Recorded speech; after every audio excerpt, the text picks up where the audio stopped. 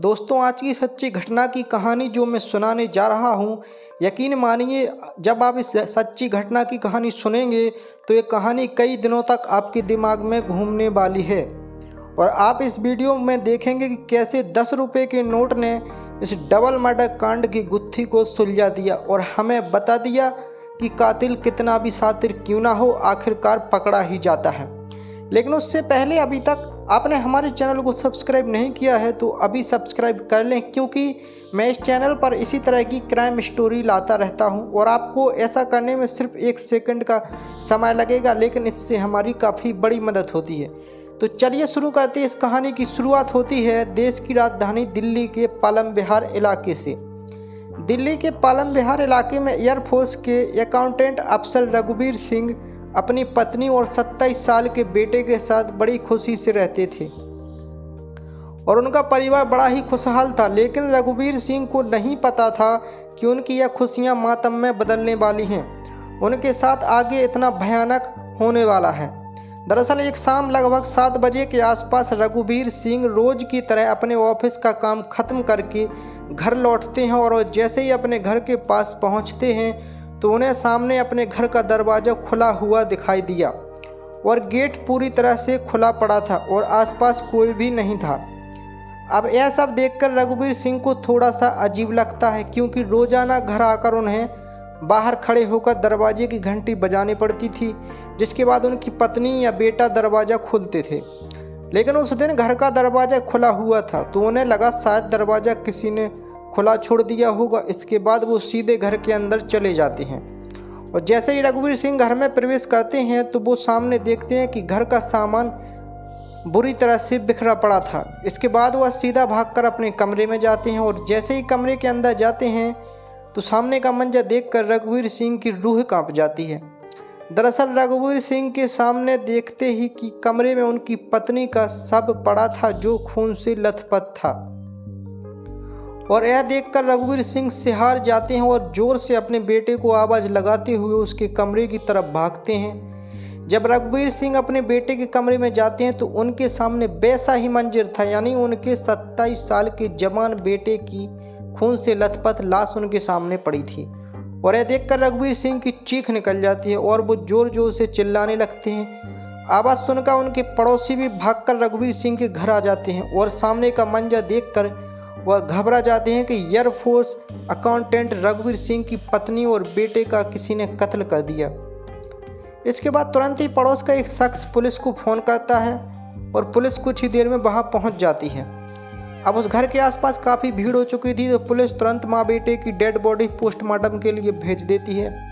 लेकिन अभी भी लोगों के दिमाग में एक ही बात घूम रही थी कि आखिर ऐसा किसी ने क्यों किया होगा। इसके बाद पुलिस तुरंत ही जांच में जुट जाती है और जब सामान बिखरा पड़ा था जुट जाती है और जब पुलिस जांच कर रही थी तो पुलिस देखती है कि घर का सामान बिखरा पड़ा था और घर की अलमारी और कमरों में भी सामान का उथल पुथल किया गया था, जिस कारण पुलिस को लगा कि मामला लूटपाट का हो सकता है। लेकिन सच्चाई सबके सामने आई तो लोगों को विश्वास ही नहीं हुआ कि क्या ऐसा कुछ भी हो सकता है। और जब आपको इस सच्चाई का पता चलेगा तो आपके भी रोंगटे खड़े हो जाएंगे। अब इसके बाद यह खबर तमाम रिश्तेदारों तक पहुंचती है और सभी आते हैं और माँ बेटे का बड़े ही नम आंखों से अंतिम संस्कार किया जाता है। अब इधर पुलिस की जांच पड़ताल जारी थी और अभी पुलिस के सामने एक बड़ी ही अजीब चीज़ आती है कि उस घर में सीसीटीवी कैमरे लगे थे, लेकिन उन कैमरों की रिकॉर्डिंग डीवीआर, यानी कि किसी ने उस कैमरे की डीवीआर को जिसमें रिकॉर्डिंग होती है उसे घायल कर दिया था। और अब यह बात पुलिस को खटक जाती है, क्योंकि उनके दिमाग में एक बात चल रही थी कि जो भी यहाँ आया था उसे सब पता था कि घर में कैमरे लगे हुए हैं और उसकी रिकॉर्डिंग कहाँ हो रही है। इसके बाद पुलिस जांच की गहराई में जाती है और रघुवीर सिंह का रिकॉर्ड खंगालती है कि कहीं रघुवीर सिंह की किसी से कोई दुश्मनी तो नहीं थी। जांच पड़ताल में पुलिस के सामने ऐसा कोई नाम नहीं आता, क्योंकि रघुवीर सिंह एक सीधे साधे परिवार से थे जिनकी किसी से कोई दुश्मनी नहीं थी। इसके बाद पुलिस रघुवीर सिंह के 27 साल के बेटे का रिकॉर्ड चेक करती है तो पता चलता है कि रघुवीर सिंह का बेटा कोई प्राइवेट जॉब करता था, लेकिन 2020 लॉकडाउन में उसकी जॉब चली जाती है और वह तब से बेरोजगार था और घर पर ही अपने मम्मी पापा के साथ रहता था। लेकिन रघुवीर के बेटे की भी किसी से कोई दुश्मनी नहीं थी, तो दोस्तों अब पुलिस के सामने एक ऐसा डबल मर्डर केस था जिसका ना तो कोई सबूत था और ना ही किसी पर शक और ना ही कोई सीसीटीवी फुटेज। इसके बाद समय बीतता है और पुलिस बीच बीच में इनके घर आती है और रिश्तेदारों पड़ोसियों से पूछताछ करती है, लेकिन पुलिस के हाथ कुछ भी नहीं लग रहा था। इसके बाद अचानक एक दिन रघुवीर सिंह की पत्नी के भाई का बेटा अभिषेक हिम्मत करता है और पुलिस पर दबाव बनाता है कि आप सही से इसकी जांच नहीं कर रही हैं, क्योंकि दोस्तों अभिषेक रघुवीर सिंह की बहन का बेटा था, जिसकी रघुवीर सिंह के बेटे से खूब बनती थी, जो पिछले कुछ दिनों से इस दुख की घड़ी में रघुवीर सिंह का साथ दे रहा था और हर वक्त इनके साथ ही था। इसके बाद पुलिस को भी लगा कि इस केस की नई सिरे से जांच करनी चाहिए और अब पुलिस ने घर के दूर तक लगे कैमरों की फुटेज खंगालनी शुरू कर दी और तभी पुलिस को एक खबर मिलती है। दरअसल उसी मोहल्ले में रह रहे घर के मालिक ने पुलिस को एक 4 सेकंड का सीसीटीवी वीडियो दिखाए, जिसमें एक शख्स मुंह पर गमछा बांधे और हाथ में डीवीआर जैसी कोई चीज़ लेकर जा रहा था।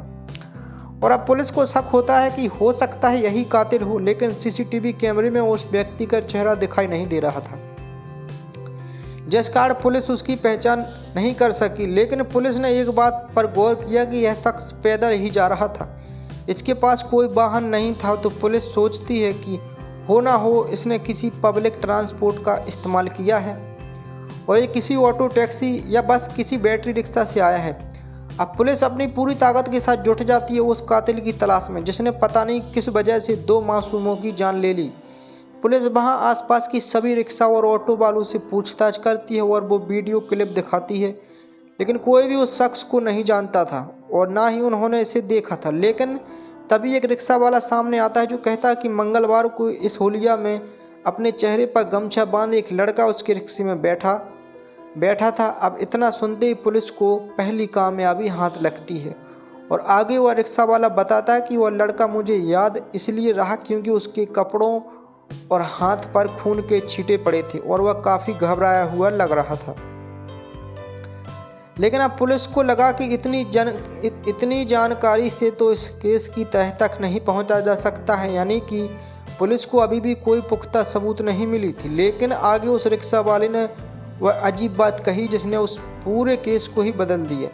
उसने आगे कहा कि जब मैंने उसे मेट्रो स्टेशन छोड़ा तो उसने मुझे 30 रुपये दिए, एक 20 रुपये का नोट और एक 10 रुपये का नोट। लेकिन वह 10 रुपये का नोट इत्तेफाक से फटा हुआ था, तो मैंने उससे कहा कि यह 10 रुपये का नोट नहीं चलेगा, इसे बदल दीजिए। लेकिन उसके पास 500 रुपये का नोट था, तो मैंने वो लेने से मना कर दिया। इससे उसने मुझसे पेटीएम नंबर मांगा और कहा कि आपको 10 रुपये पेटीएम कर देता हूँ, और उसने मुझे 10 रुपये पेटीएम कर दिए। और दोस्तों, रिक्शे वाले की बात सुनते ही पुलिस वालों की आंखें खुल जाती हैं और वो तुरंत ही उस रिक्शे वाले का फ़ोन लेते हैं और उसमें से नंबर निकालते हैं जिससे मंगलवार को उस लड़के ने पैसे पेटीएम किए थे।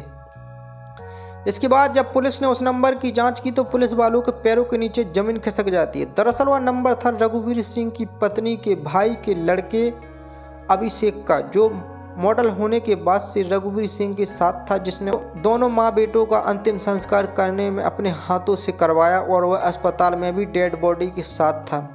और पुलिस बार बार दबाव बना रहा था कि पुलिस सही से काम नहीं कर रही है, लेकिन नज़र के सामने रहते हुए भी अभिषेक पुलिस को चकमा देता रहा और आखिर एक फटे हुए 10 रुपये के कारण उसे पेटीएम करना पड़ा, जिसकी वजह से वह पकड़ में आ गया था और उसके बारे में इसने कभी सोचा भी नहीं था। लेकिन अब लोगों के मन में अभी भी यह चल रहा था कि आखिर क्यों अभिषेक ने उन मासूम माँ बेटों को बड़ी बेरहमी से मार दिया।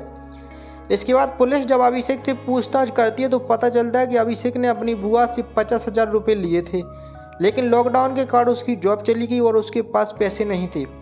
इसके बाद एक दिन वह रघुवीर सिंह के घर गया, जहां उसने अपनी कजिन भाई के साथ खाना खाया और मूवी भी देखी, लेकिन उसकी बुआ ने उसे टोका और 50,000 रुपये के लिए बोला। तो अभिषेक को लगा कि पैसे नहीं होने के बावजूद भी बार बार मुझे टोका जा रहा था, जिससे उसे बहुत बुरा लगता था।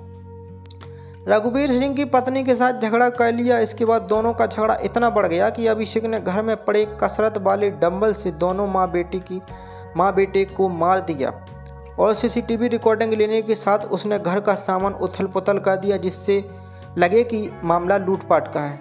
लेकिन दोस्तों अगर उस दिन वो 10 रुपये का नोट वह रिक्शा वाला ले लेता तो शायद वह पेटीएम ट्रांजैक्शन नहीं करता और पुलिस को उस पकड़ने में बहुत समय लग जाता। लेकिन कहते हैं ना कि कातिल कितना भी शातिर क्यों ना हो, आखिरकार पकड़ा जाता है। तो दोस्तों इस मामले के बारे में आपके क्या विचार हैं? कृपया अपने विचार नीचे कमेंट करें और बताएं। इस घटना को सुनाने का उद्देश्य किसी का दिल दुखाना नहीं है, किसी को परेशान करना नहीं है, बल्कि आपको जागरूक करना है, आपको सचेत करना है। धन्यवाद।